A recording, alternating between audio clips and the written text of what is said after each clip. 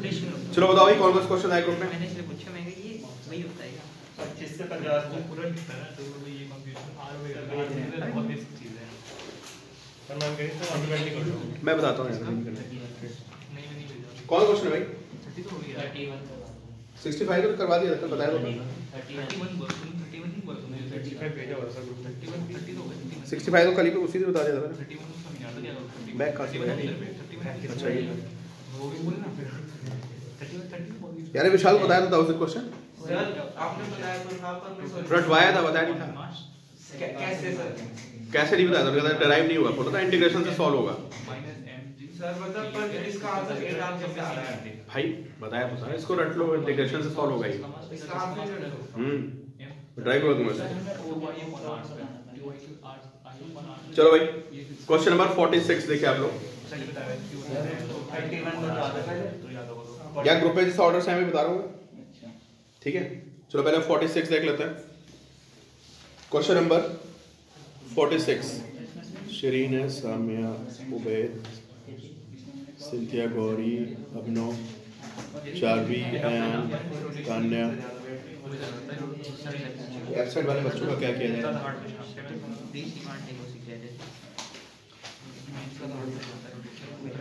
46 देखते हैं। सबसे पहले डाउट आया क्वेश्चन नंबर 46। सारे बच्चे ग्रुप में देखें। Engage back exercise problem number 46, ठीक है।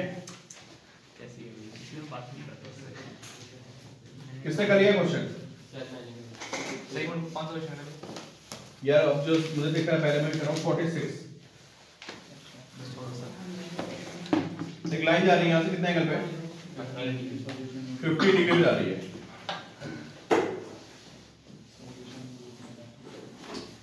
ठीक है। इसका और क्या निकालना है? यार बुक दे दो मुझे कोई बच्चा।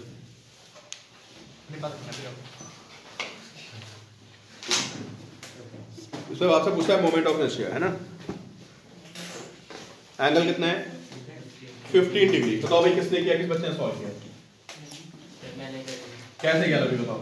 सर पहले तो मैंने इसके डायरेक्ट पैरेलल एक लाइन बना दी जो सेंटर से पास हो रही है। अच्छा, एक लाइन बना दी इसके बिल्कुल पैरेलल, जो कहां से पास हो रही है? सेंटर से।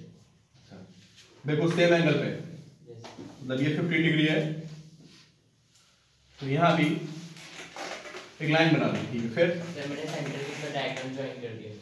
अच्छा, इसको ज्वाइन कर दिया ऐसे। Yes sir. तो ये परपेंडिकुलर डिस्टेंस आ गई थी बीच की, यस सर। ठीक है। फिर एंगल 45 डिग्री हो गया जो 15 मीटर साइड में है। ये एंगल से क्या मतलब है? कौन सा एंगल 45 डिग्री हो गया? सर जो 15 और जो डायगोनल के जो बीच में है अभी चार्ज हो जाएगा ये। Yes sir. इससे क्या होगा? सर इससे हमें जो इसका जो परपेंडिकुलर वाला साइड है ना, ये एंगल मिल जाएगा। ये सर जो स्क्वायर का पॉइंट है वहां से लेकर उस पैरेलल लाइन तक एक परपेंडिकुलर लाइन भी बनाएंगे पहले। ये 45 आएगा, यस सर। ठीक है। और उस कॉर्नर से उस लाइन तक परपेंडिकुलर भी बनाया है। यहाँ से परपेंडिकुलर बनाया इस पे। Yes sir. सर इससे डिस्टेंस निकल जाएगा ना पैरेलल एक्सिस पर। तो भाई आपको करना है, मैं आपको हिंट दे रहा हूँ। ये y x एक्सिस पे ml स्क्वायर बाय 12 होता है। इसके बाद कितना होता है बताओ? ml square. स्क्वायर में कोई भी एक्सिस ले लो, स्क्वायर के प्लेन में कोई भी एक्सिस ले लो, सबके बाद कितना आता है? तो याद होगा ना आपको, जो आईसीएम आएगा, आईसीएम की वैल्यू कितनी आएगी? एमएल स्क्वायर बाय आईसीएम की वैल्यू, ठीक है। इसको पहले यहां से ज्वाइन करिए, वैल्यू कितनी आ गई आपकी? या सबको पता है वैल्यू 2 होती है, तो भाई कॉर्नर से जो स्टैंडर्ड डिस्टेंस होती है वो कितनी होती है? a/√2। तो भाई l है तो ये वैल्यू कितनी आएगी? This is l/√2। लेकिन मुझे l/√2 तो चाहिए नहीं, मुझे क्या चाहिए? मुझे चाहिए परपेंडिकुलर डिस्टेंस इन दोनों लाइंस के बीच में। क्लियर? तो जब मैं पहला एक्सिस पर अप्लाई करूंगा तो मुझको ये चाहिए डॉटेड लाइन वाली डिस्टेंस ये, और ये इसके बिल्कुल क्या होगी? परपेंडिकुलर होगी। ये ड्रॉ कर दे परपेंडिकुलर, तो मुझे ये d निकालना है। d कैसे निकलेगा बताओ? सर ये बिल्कुल 90 डिग्री है तो वो एंगल 30 डिग्री हो जाएगा तो। अच्छा, ये एंगल 30 हो जाएगा। यस सर, जो d और l/√2 के बीच में है। अच्छा, और 90 कौन सा एंगल? ये 90 होगा। ये 90 हो गया सर। तो सर अब cos L/√2 cos 30 कर देंगे तो हमें d मिल जाएगा। तो d हमारा बेस हो गया, L/2 है प्लस हो गया, this is equal to how much? cos 30 L/√2 होगा ना, है ना, L/√2 सॉरी। तो यहाँ से x की वैल्यू लेंगे, d की वैल्यू लेंगे, कितना लेंगे d की वैल्यू? इसका लगा देना पहले एक्सिस करो। सबको समझ में आ रहा है क्या हुआ? यार हमें दोनों एक्सिस के बीच ही क्या चाहिए? डिस्टेंस चाहिए। तो ये लाइन यहाँ से 15 डिग्री पे थी, ये लाइन यहाँ से कितने पे थी? 15 पे। तो जैसी ये लाइन थी बिल्कुल मैंने ऐसी लाइन यहाँ पे बना दी, कहाँ पे? सेंटर से पास करती हुई। अब मुझे पता है ये जो कॉर्नर से सेंटर की डिस्टेंस होती है L/√2 है, बट अब ये तो यूज कर नहीं सकते, हमें कौन सी डिस्टेंस यूज करनी है?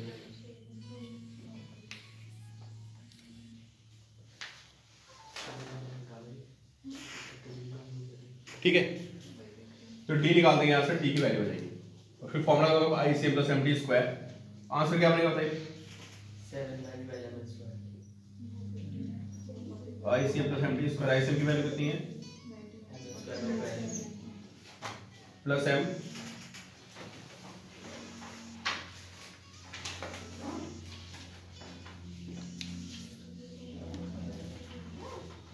ब्लॉक कैसे करते नंबर। देखिए भाई कितनी आ रही वैल्यू, यहाँ गया mL² / 12 सर आगे 11 प्लस mL² 3/8, ये वैल्यू आएगी ना 24 LCM हो गया 2mL² प्लस 9mL² कितना गया 11mL² आप ये नहीं आ रहा सर? यस हाँ तो क्या ठीक है। चलिए इसके बाद कौन सा क्वेश्चन था भाई?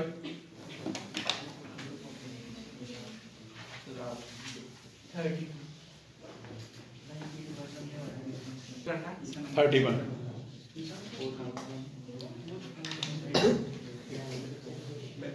31 में क्या करा सर? देखिए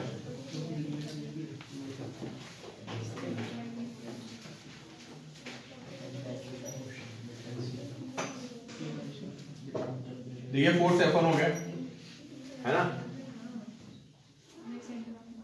फोर्स कितना है? F2। दो फोर्स है आपके F1 F2।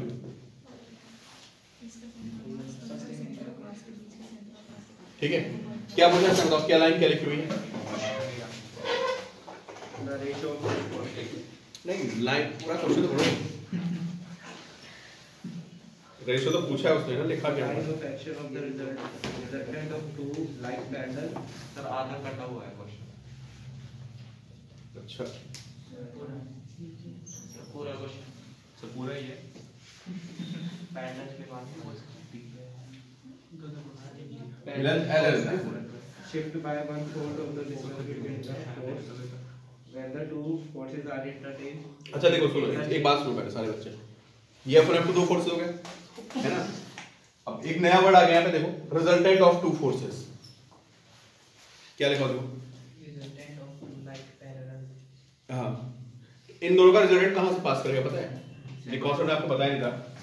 रिजल्टेंट का मतलब होता है कि ऐसा पॉइंट है ना जिसके अबाउट इन दोनों का टॉर्क 0, समझे? एक ऐसा पॉइंट जिसके अबाउट दोनों का टॉर्क क्या हो? 0। तो चलो ये डिस्टेंस x ले लेते हैं, ठीक है। यहां से रिजल्टेंट पास कर रहा है F1 F2 दोनों का, ठीक है। अब मुझे बताओ आप,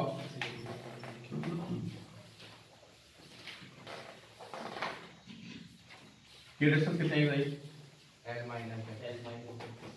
दोनों टॉर्क बैलेंस करके बताइए x की वैल्यू कितनी है? F2 / F1 + F2। चलिए बैलेंस के सारे बच्चे टॉर्क बैलेंस के इसका F1x का टॉर्क, F1 का टॉर्क कितना आएगा? F1x इसका कितना आएगा? यहाँ से x की वैल्यू कितनी बताइए?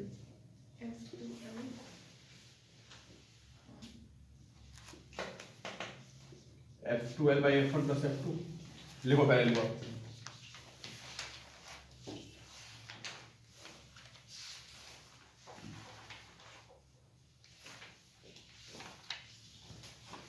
आगे बढ़े। अब मैं F1 F2 को इंटरचेंज कर दूं तो आप बताओ x कहाँ पे आएगा? अगर मैं इनको इंटरचेंज कर दूं तो यहाँ पे F2 हो जाएगा, यहाँ पे क्या हो जाएगा, F1 हो जाएगा। डिस्टेंस x डैश आ जाएगी, ये कितनी आएगी, L माइनस एक्स डैश आ जाएगी। इस बार x डैश निकालें तो x डैश की वैल्यू कितनी आएगी बताइए। Sir F1L by F1 plus F2 देखो मैंने इनको इंटरचेंज कर दिया। सर वो ऊपर वाले L माइनस एक्स नहीं जाएगी, एक्स डैश की जगह L माइनस एक्स नहीं होगा, इंटरचेंज। हाँ बात वही होगी, वैसे हो जाएगा। लिखो भाई दोनों वैल्यूज लिखी। अब क्वेश्चन दोबारा से पढ़ो, देखो क्या कह रहा है वो।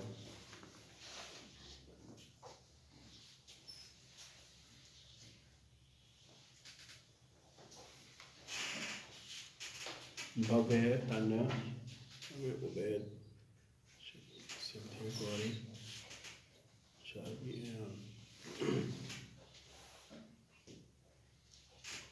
x is equal to x dash by 4, x is equal to x dash by 4. नहीं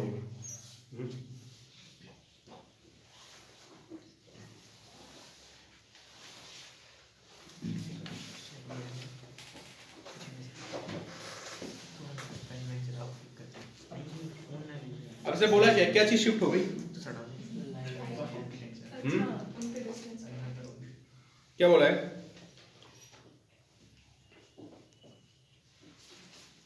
shifts by 1/4 of the distance between the two forces। इसका मतलब पहले कहां पे थी ये, पहले x पे था नेट फोर्स, अब कहां पे x डैश पे, जो x माइनस x डैश की वैल्यू वो कितनी बताइए, 1/4 है। ये कह रहा है क्वेश्चन में, देखो आपको सारे बच्चे क्वेश्चन ध्यान से।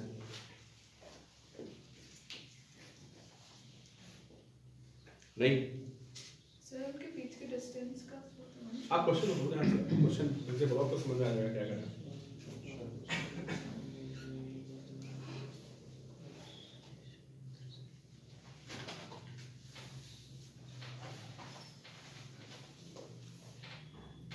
ईशान क्लियर हुआ क्वेश्चन भाई। पहले फोर्सेस कहां पे था, रिजल्टेंट x पे था, अब कहां पे x डैश पे कितना शिफ्ट आ गया बताओ, x माइनस x डैश का शिफ्ट आ गया है ना। तो जो शिफ्ट आया वो किसके इक्वल है, साथ साथ लिखा हुआ किसके इक्वल है, 1/4 of distance between two forces. Question में ये अगर F1 F2 चेंज करोगे तो रिजल्टेंट चेंज कर जाएगा ना उनका, है ना। पैरेलल है ना। या देखो रिजल्टेंट का मतलब पता क्या होता है, जैसे किसी बंदे ने सोचो F1 F2 फोर्स लगा रखा किसी रॉड पे, समझे, तो रॉड क्या करेगी बताओ, रॉड घूम जाएगी नहीं। अगर F1 ज्यादा F2 कम है तो रॉड क्या करेगी, घूम जाएगी। तो और तुमको बोला जाए कि तुम जाके रॉड पे ऐसे पॉइंट पे फोर्स अप्लाई करो कि ये दोनों को बैलेंस कर ले, सोचे समझ में आए कि यहाँ पे एक बंदे ने F1 फोर्स अप्लाई किया, यहाँ पे F2 अप्लाई किया, तुमको बोला जाए कि रॉड को बैलेंस कर लो, है ना। तुमको फोर्स कहाँ अप्लाई करना पड़ेगा, तुमको इस पॉइंट पे फोर्स अप्लाई करना पड़ेगा। तो अच्छा इसको सॉल्व कर लो, मैं आपको डिटेल में बता दूंगा बाद में इस पॉइंट को, ठीक है। थोड़ा आउट ऑफ कंटेक्स्ट कर दिया इसने, ये है तुम्हारे सिलेबस में से क्वेश्चन आके दे दिया। सर इसमें F1/F2 निकालना है, F2/F1 कुछ भी निकाल दो, उल्टा हो जाएगा ना। अगर दो ऑप्शन सेम दे दे इसमें 5:3 और 3:5, कहाँ पे रेशियो करेंगे, अगर दे दे, अगर दे दे नहीं फिर नहीं होगा,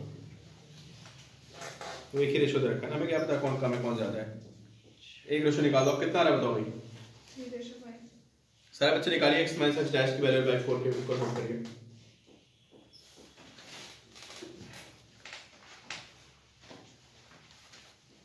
थ्री रेशियो 3:5 आ रहा है।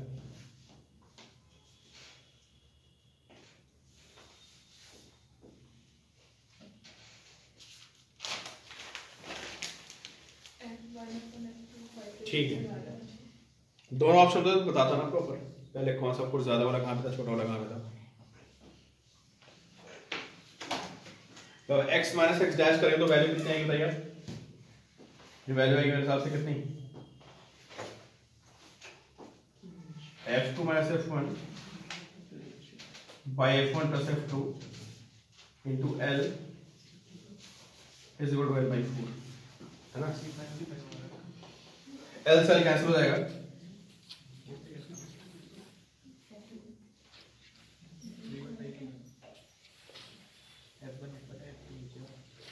ये वैल्यू आएगी, ठीक है। क्रॉस मल्टीप्लाई करके इसको सॉल्व कर लूंगा। आगे भाई 5 2 3 3 2 5। चलो अगले क्वेश्चन पढ़ते हैं। नेक्स्ट क्वेश्चन हमारा 32 सिंगेज बैक साइज से। सेंट्रोमास को कैसे समझाया आपको? सेंट्रोमास क्या होता है? बॉडी को बैलेंस कर सकते हैं, बताया था एक पॉइंट, बताया था। सेंट्रोमास की बॉडी क्या हो सकती है? एक और चीज बताई थी, कोई फोर्स नहीं तो टॉर्क 0 आएगा, सीधे आती है बॉडी। आप भी सही बोल रहे हो, टॉर्क 0 होता है ना। अगर कोई बॉडी रखी हुई है और मैंने कोई फोर्स अप्लाई किया है ना, और वो फोर्स उस बॉडी के सेंटर ऑफ मास से पास कर रहा है, तो उस बॉडी में क्या होता है? स्विफ्ट ट्रांसलेशन होता है। मान लो मैं पेन को ग्राउंड पे रख दूं ऐसे फ्रिक्शनलेस सरफेस पे, और मैं इसके सेंटर ऑफ मास पे फोर्स अप्लाई करूं, तो पेन कैसे चलेगा? बिल्कुल सीधा चलेगा, तो टर्निंग इफेक्ट नहीं आएगा। समझ गए? अब बताओ क्वेश्चन में क्या करें। एक टी शेप्ड आपके पास कोई ऑब्जेक्ट हो गया ना, ऐसे टी शेप्ड हो गया। क्या पूछा इसने?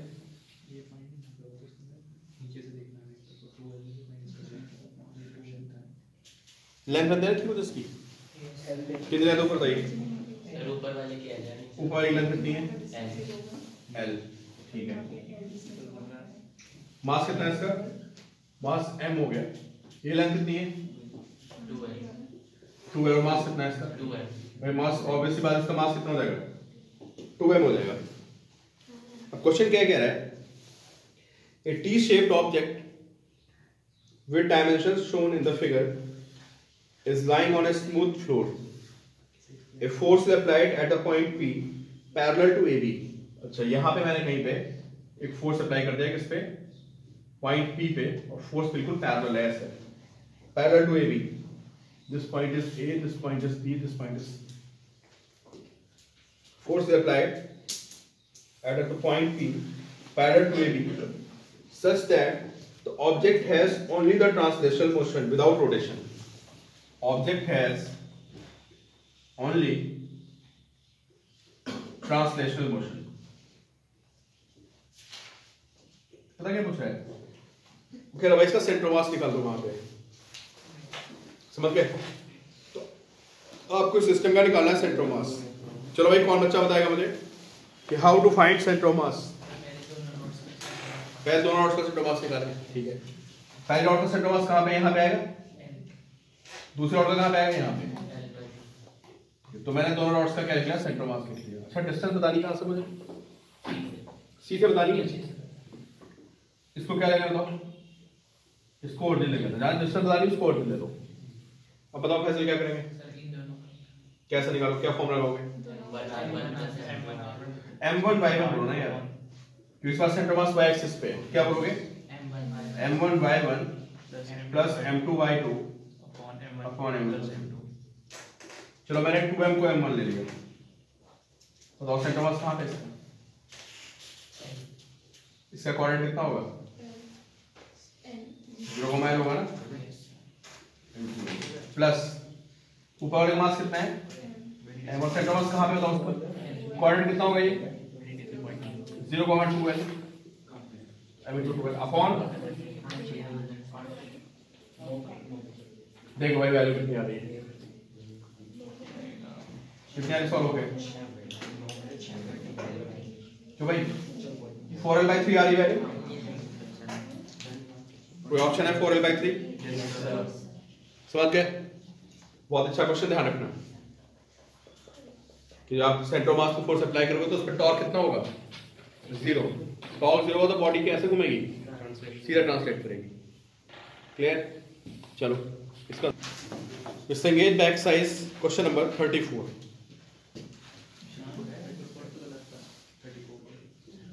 ये हिंज हो गई और यहां से एक रॉड ऐसे हैंग कर दी है ना। अभी रॉड को छोड़ दिया जाए तो क्या होगा बताइए? क्यों भाई? अभी रॉड को छोड़ दे तो रॉड क्या होगी? नीचे गिर जाएगी ना। लेकिन मैंने यहाँ पे ऐसे स्ट्रिंग लगा रखी है, ठीक है। और ये हाइट कितनी है? This height is 3 metre.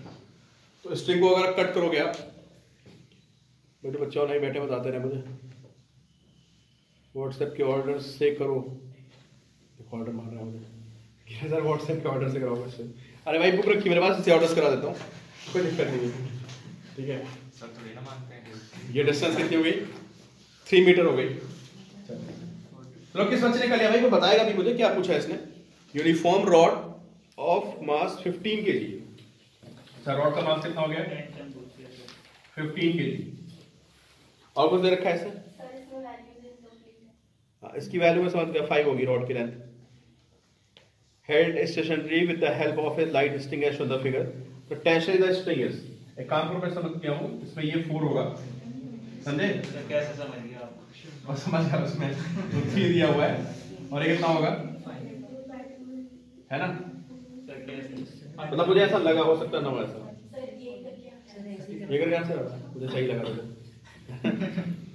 यार 90 का एंगल बनेगा ना, तो 3 4 5 का कॉम्बिनेशन होगा, 3 4 5। चलो बोलो क्या कह रहा है?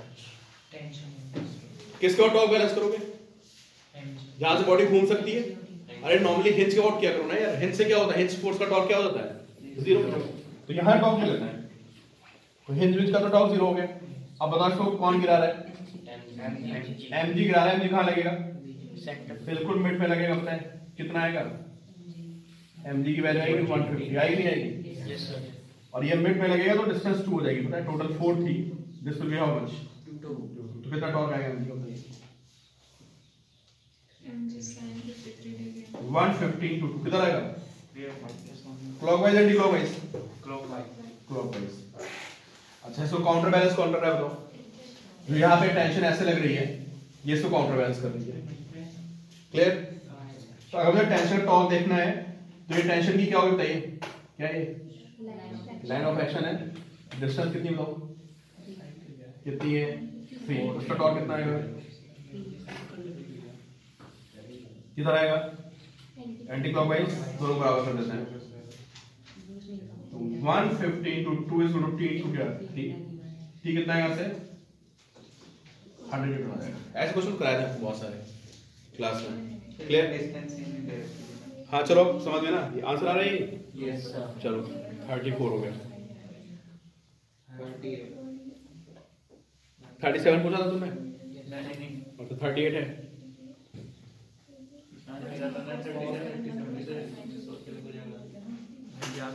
भाई याद नहीं रहा, 38 करा दे सर। 38 करा दूं? 37 तो डाउट था ना किसी का? सर इसका निशान था। चलो 37 देखते हैं। नोट करें सबने क्वेश्चन? नोट करो भाई।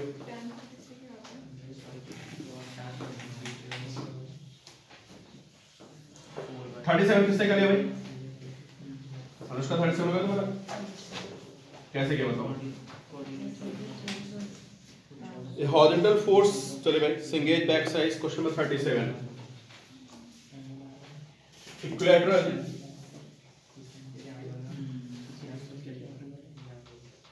ट्रायंगल ब्लॉक हो गया,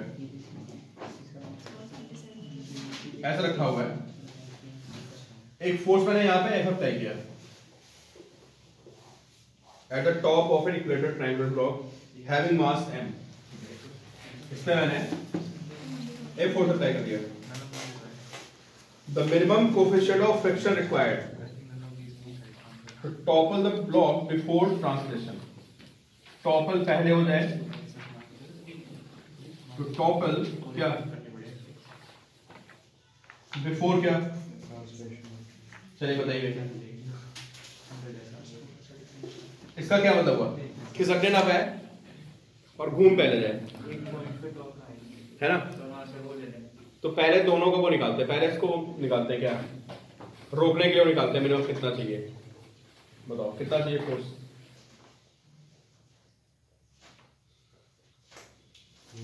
किसने सॉल्व किया भाई? किस बच्चे सॉल्व बताओ?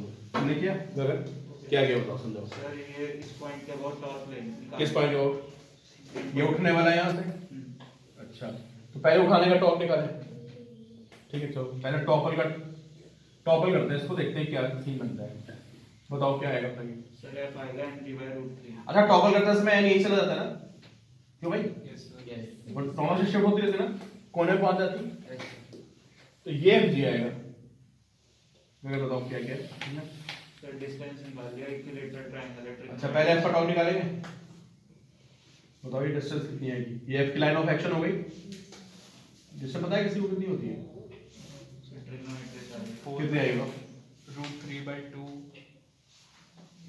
into side। ये a होती है, a√3/2 ये आएगा 60 होता है, कितना आएगा ये?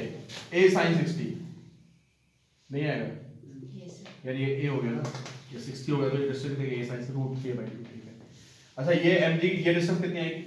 a/2 इधर वाइड में आएगी। f का टॉर्क कितना है बताइए? f का टॉर्क आएगा f into √3/2 is equal to कितना? mg/2। यहाँ से f की वैल्यू कितनी बताइए? mg भाई, फिर क्या आएगा बस? सर फोर्सेस बैलेंस कर दो। अब इसको स्लाइड नहीं होना है ना, स्लाइड ना होने के लिए क्या होना पड़ेगा बताओ? f को m1 गिव करोगा पर होना पड़ेगा नहीं, f की जो वैल्यू है कितनी होनी चाहिए? स्लाइड ना होने के लिए f की वैल्यू किससे बराबर है? m1 के इक्वल। भाई ये तुम्हारा f हो गया, ये फ्रिक्शन पीछे लगेगा m1। नॉर्मल एक्शन कितना होगा कोई बताएगा मुझे? mg यानी नॉर्मल एक्शन ऊपर mg, ये दोनों बैलेंस हो गए। f कितना आएगा बताइए? m। यहां से f की वैल्यू यहां पुट कर देते हैं, बताइए कितना आएगा नंबर इक्वेशन से? mu mg is equal to कितना? mg/√3। तो mu की वैल्यू कितनी आ रही है? इससे ज्यादा हो तो बहुत अच्छा है, इससे कम होगा तो स्लाइड कर रहा है, समझ गए? एक बार मैंने उसको क्या किया, एक बार तो टॉपल करा दिया मैंने, तो टॉपल का मैंने फोर्स निकाल दिया इतना, समझ गए? फिर स्लाइड ना होने के लिए क्या होना पड़ेगा बताओ? तुम्हारा जो फोर्स है that should be equal to क्या? अप्लाइड फोर्स लिमिटिंग फ्रिक्शन से ज्यादा नहीं होना चाहिए। तो व्हाट इज mu1? अरे जो मैक्सिमम फ्रिक्शन आ सकता है उसको लिमिटिंग फ्रिक्शन बोलते हैं ना यार, वो mu1 हो गया, mu mg आ गया। आपका फोर्स कितना है F? तो जस्ट स्लाइड करने की कंडीशन क्या बनेगी कि आपका अप्लाइड फोर्स लिमिटिंग के बराबर हो, तो मैंने जस्ट स्लाइड करने की कंडीशन निकाल दी, ये वैल्यू आ गई। इससे ज्यादा होगा फ्रिक्शन तो बहुत बढ़िया, इससे कम होगा तो यार स्लाइड कर जाएगा, टॉपल बाद में करेगा, समझ गए? क्लियर? ध्यान रखना, टॉपलिंग बिफोर स्लाइडिंग और स्लाइडिंग बिफोर टॉपलिंग, कुछ नहीं करना है। एक बार टॉपल कराने का फोर्स निकाल दो और एक बार क्या करो, एक बार फोर्स को फ्रिक्शन से क्या कर दो, बैलेंस कर दो, तो आपको आंसर मिल जाएगा इसका। 38 देखते हैं भाई, 38 किसका हो गया? 38 हो गया, तो उसका बताओ 38 कैसे गया भाई? स्क्रीनशॉट ले लो तो बच्चों ने, अच्छा नोट कर लो पहले। क्या आपने स्क्रीनशॉट रखा है? चलो question number 38, single pack size question number 38।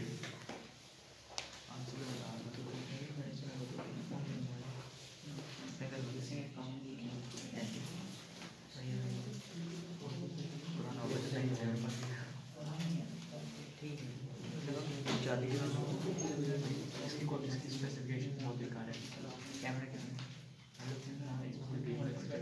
कुछ चलता है मैंने RAM निकालूंगी,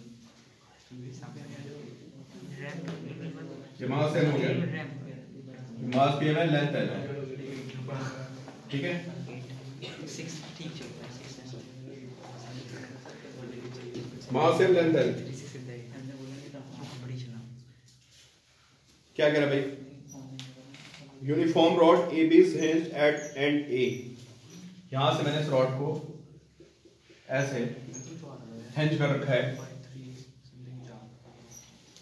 horizontal position as shown in the figure. Rod बिल्कुल हॉरिजॉन्टल पोजीशन में है। The other end is connected to a block through mass stick as shown in the figure. अच्छा, दूसरा and यहां से ऐसे स्मॉल मास से कनेक्टेड है। Pulley is smooth and massless, ये स्मूथ और मासलेस हो गई आपकी। Masses of block and rod is same and is equal to m, दोनों के masses same है, m and n. The acceleration of block just after release from this position, अच्छा इसको छोड़ दिया गया यहाँ से, ठीक है? तो आपको बताना है इसका acceleration कितना होगा।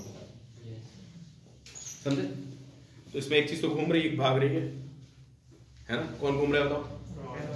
रॉड घूम रही है और वो ब्लॉक। तो घूमने वाली चीज की कौन सी इक्वेशन बनती है?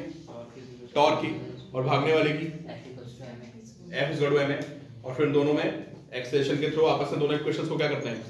कनेक्ट कर देते हैं। ठीक है, तो किसको एज्यूम करें कौन नीचे जा रहा होगा बताओ पहले? पक्का? उसको रिलीज करें। चलो अच्छा मान लो पैसे आए नीचे।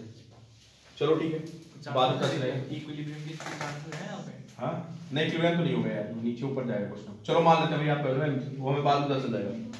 mg नीचे जा रहा है तो बोलो इसकी इक्वेशन क्या बनेगी बताइए? mg minus t is ma। तो भागने वाली चीज की हम फोर्स की इक्वेशन लिख देते हैं और घूमने वाली चीज की टॉर्क। तो फिर ये नीचे जाएगा तो ये किधर घूमेगी? रॉड ऊपर घूमेगी। अनुष्का बताओ क्या बनेगी इक्वेशन इसकी? टॉर्क की इक्वेशन क्या बनेगी? यहां से टॉर्क ले लें, एक तो टेंशन टॉर्क आएगा, कितना का बताओ? T डिस्टेंस है लोग यार, टेंशन t है, कितना का टॉर्क? TL।